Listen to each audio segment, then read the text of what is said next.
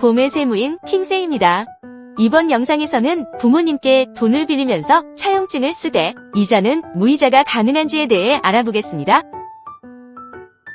부가세 및 세금 신고에 대해 궁금증이나 문의가 있으신 분은 고정 댓글에 있는 링크 클릭 후 질문하시면 됩니다. 부모님께 무이자로 돈을 빌릴 수 있는 방법은 정말 없을까요? 얼마 전 상담실에서 미팅했던 30대 직장인 김씨의 하소연입니다. 주택 자금 마련을 위해 부모님께 3억 원을 빌리려고 하는데 법정이율 4.6%를 적용하면 연간이자만 1,380만 원이라니 고민이 깊어질 수밖에 없을 겁니다. 그런데 놀라지 마세요. 2억 1,700만 원까지는 무이자로도 가능합니다. 1. 부모 자녀 간 차용 시 무이자 기준표, 무이자 한도의 비밀, 법정이율 4.6% 기준의 마법. 그런데 절대 놀라지 마세요. 2억 1,700만 원까지는 무이자로도 가능합니다. 많은 분들이 부모님께 돈을 빌릴 때 반드시 이자를 내야 한다고 생각하시는데 이는 절반만 맞는 이야기입니다. 현행 세법에서는 연간 계산 이자가 1,000만 원 미만인 경우 증여세를 부과하지 않습니다. 이를 역산하면 1,000만 원 이자율 4.6%로 나누면 약 2억 1,700만 원이 나옵니다. 따라서 이 금액까지는 무이자로 차용해도 세무상 문제가 없다는 뜻이 됩니다. 그럼 제가 3억 원을 빌린다면 어떻게 되나요? 2억 1,700만 원까지는 무이자, 나머지 8,300만 원에 대해서만 4.6%의 이자를 적용하면 됩니다. 그러면 연간 이자는 381만 8천 원으로 대폭 줄어들게 됩니다. 2.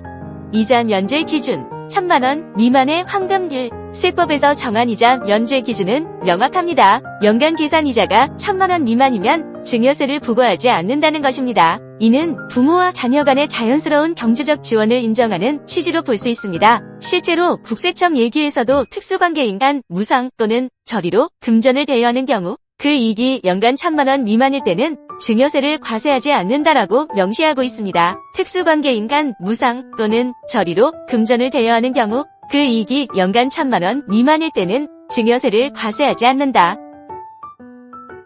그런데 세무사님, 차용증만 쓰면 끝인가요? 아닙니다. 실제 차용증 이후에 실제 상환을 하고 있는지의 여부가 더 중요합니다. 3.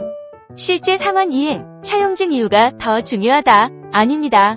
차용증은 시작일 뿐이고 실제로 약정에 따라 상환해야 진짜 차용으로 인정받습니다. 현행 세법에서는 실제로 약정에 따라 상환해야 진짜 차용으로 인정. 판례를 보면 차용증이 있어도 실제 상환이 이루어지지 않으면 증여로 간주하는 사례가 많습니다. 대법원 2015도 578형 판결에서도 차용증이 있더라도 실제 변제 능력이나 변제 의사가 없고 변제 행위가 이루어지지 않으면 증여로 분단하고 판시했습니다. 따라서 다음 사항들을 반드시 지켜야 합니다. 정기적인 원금 상환, 이자가 있을 경우 이자 지급, 통장 거래 내역으로 증빙, 상환 능력에 맞는 적정 금액. 그럼 어떻게 갚아 나갈 계획을 세우는 게 좋을까요? 4.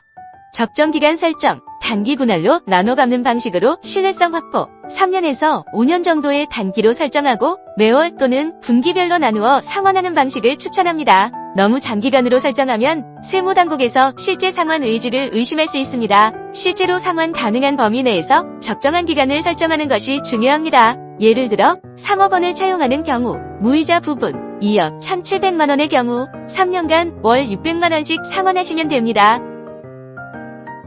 이자가 적용되는 부분 8,300만 원은 3년간 월 230만 원씩 원금 상환에 월 31만 원 이자를 합한 금액으로 이렇게 하면 매월 861만 원씩 상환하게 되어 현실적이면서도 세무적으로 안전한 구조가 됩니다. 그런데 월급이 500만 원이라고 하셨죠? 너무 부담돼요. 저렇게 되면 월급 받아 이자만 갚아도 안 되는 상황이 되네요. 제 생각에도 그렇습니다. 그럼 좀 더 여유있게 5년으로 설정해 보겠습니다. 무이자 부분 2억 1,700만 원을 5년으로 나누면 5년간 월에 약 361만 원 상환하면 되고 유이자 부분 8,300만 원을 5년간 월에 약 361만 원씩 원금 상환액에 월 31만 원 이자를 더하면 매월 392만 원 정도 상환하시면 됩니다. 상환액이 줄어들긴 했지만 역시나 부담은 상당하네요. 다음은 실무 적용 시 주의 사항입니다. 차용증 작성 시 다음 사항들을 반드시 포함해야 합니다. 명확한 차용 금액과 일자, 이자율 구분을 말하는 것으로 무이자 구간과 유이자 구간 구분, 상환 방법과 기간, 필요시 연대보증인, 공증사무소 또는 등기소에서 확정일자 취득, 또한 실제 자금 이동을 확인할 수 있는 통장 간 이체 내역. 주의할 것은 현금 거래는 피해야 합니다. 세무조사 시 가장 중요한 증빙자료가 바로 통장 거래 내역이기 때문입니다. 이제 좀 안심이 되네요.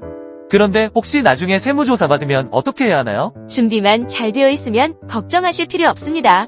차용증, 통장 거래 내역, 상환 계획서 등이 모두 갖춰져 있다면 충분히 대응할 수 있다고 봅니다.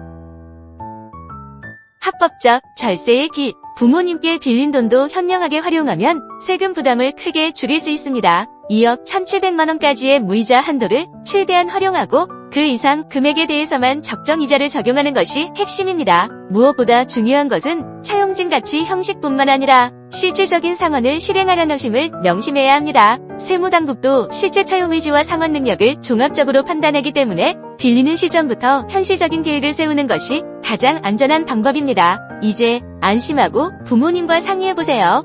적법한 절세 방법을 찾았으니 말입니다. 본 글은 2024년 현행 세법 기준으로 작성되었으며 개별 사안에 따라 달리 적용될 수 있으니 전문가와 상담 후 진행하시기 바랍니다. 지금까지 부모님에게 빌린 돈 무이자로 사용할 수 있을까? 에 대해 알아보았습니다. 시청해주셔서 감사드립니다. 앞으로도 구독과 좋아요를 통해 많은 응원 부탁드립니다.